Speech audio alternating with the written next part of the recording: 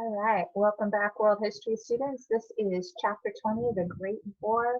We are finally at World War I, believe it or not. So I would much rather be teaching this in person than through a video, but it is what it is. So let's go ahead and get going. I'm going to share my screen here real quick. Let's go right over here. And the Great War, Promise and Peril. So normally I would take these notes and split them up into two different sections, but for the sake of the video, I'm just going to kind of combine it into one video. So as we dive on in, Winston Churchill, who was a leading statesman of the 20th century, described the 19th century as a time when the accumulation of health and wealth had been practically unchecked. So the rise of industrialization made it possible for this higher standard of living, higher than people had ever seen before in their lifetime. And so science seemed to be getting rid of disease. There were efforts for peace and international cooperation. And because of all of this progress, people were really optimistic about the future. They felt pretty hopeful. So, like I said, a time of optimism about the future. Things were getting better, life was improving. There were so many new inventions that just made a lot of ordinary everyday tasks much faster and much more efficient. International cooperation. Examples of that would be organizations starting like the Red Cross, the Pan American Union that helped promote trade in the Western Hemisphere, the revival of the Olympics, which was kind of this symbolic gesture of cooperation. And so a number of countries back in 1896 revived the tradition of the Olympics. There were international efforts at peace. Alfred Nobel wanted to recognize those men and women who really promoted peace. And so he established his Peace Prize. He had gained his fortune by inventing dynamite. And he felt really conflicted about that particular invention and how destructive it was.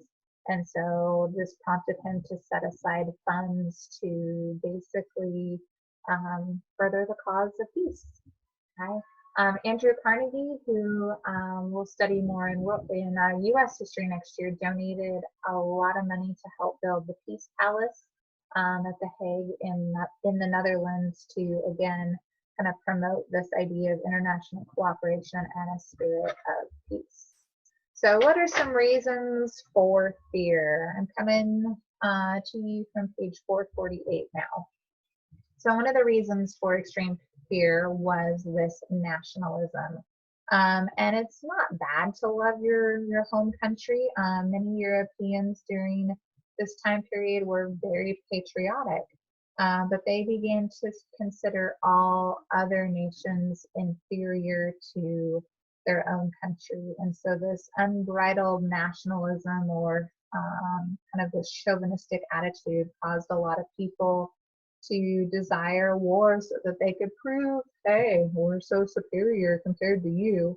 And as one German put it, war is not only a necessary element in the life of a people, but also an indispensable factor in culture, indeed the highest expression of the strength and life of a truly cultured people. So extreme nationalism was definitely on the rise during the early 20th century. Okay?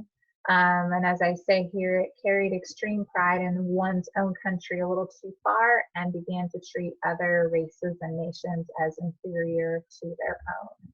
Okay? Militarism, so building your military up so huge, so way beyond what is necessary for day-to-day operations, again, to kind of promote your national glory and how great you are. Okay? And then another reason for fear is imperialism. We talked about that a lot in chapter 19, the last chapter. So countries, again, are competing for colonies, trying to use those colonies to gain wealth for their own country. Germany and Italy wanted to prove their national strength, and again, gain those economic benefits, those natural resources that they could use to gain more wealth. There were also a lot of rival alliances. So nations made agreements promising to come to one another's defense in the event of a foreign attack. So say that, let's use NCHS as an example. If I went to all the teachers in the hallway by the office and we all made an agreement that if the other hallway, say Mrs. Wilson's hallway over there, suddenly attacks us, that we would all unite together and help each other out to defend the attackers from the other hallway. So we wouldn't tell the other hallway that we have this secret alliance, but it gives us a little bit of comfort in case we are attacked. So this is the first little chunk. Okay, normally we would stop taking notes right now and do an activity and kind of talk about what are some of these things and dive in a little bit deeper. But for the sake of the video, I'm going to go ahead and do the next little section that goes along with this. So I'm on page 449, and we're going to talk about the steps heading toward war. And these alliances really drag all these countries into a war that they probably would not have gotten involved in, except that they had made these promises to each other. All right, so steps toward war. The guy up there at the top of your screen with his little pointy hat is a guy by the name of Otto von Bismarck. And Bismarck was the Chancellor of Germany. Germany became a united nation, kind of a unified nation after its victory over France in the Franco-Prussian War. And so Bismarck continued to be the chancellor of this new German state, but he was scared that France would try to get revenge because they had been so humiliated in this previous war. And so Bismarck went out and created this network of alliances among major European nations in hopes that France would not find any allies to help her if she decided to go to war. So if he made them all his friends, then they wouldn't be friends with France. Okay? Kind of like on the playground when you were younger. So Bismarck was part of the Three Emperors League, where Germany, Austria-Hungary, and Russia were united together. They kind of made some big promises of mutual aid if a war broke out with France or other countries. Okay. Eventually this kind of falls apart, but that comes later. All right, so in 1882, a Triple Alliance was formed. This brought Germany, Austria-Hungary, and Italy together in an anti-French coalition or kind of league of friendship. Okay. Bismarck wasn't quite satisfied with this. He wanted to get Russia back into this kind of circle of his friends. And he used some pretty skillful diplomacy to negotiate a secret alliance with Russia known as the Reinsurance Treaty. This happened in 1887. And so he was also working to bring England into this Triple Alliance, but England continued their longstanding policy of isolation. They were on their own little island, and they basically wanted to not get involved in all of these rivalries and whatnot. Bismarck wasn't super worried about that, but basically he realized that France was now pretty isolated. All right, so in 1888, William II became the Kaiser, or the Emperor of Germany, and he forced Bismarck, who is the older gentleman at the bottom of your screen, he forced Bismarck to basically step down. Okay, so William, or if we were German, Wilhelm II became the new Kaiser. He wasn't quite 30 years old. He was a pretty proud, kind of arrogant guy who really resented the domination of Bismarck and basically kind of got rid of him. So this new emperor took control of Germany's foreign policy. but he was not nearly as clever or as smart as Bismarck. His words and ill-advised actions, really not knowing how to interact with people, heightened the tensions in Europe.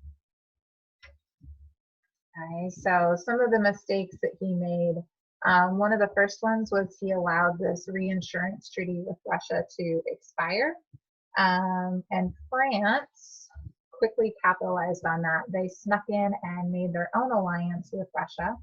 The second mistake he did is he antagonized Great Britain. Okay?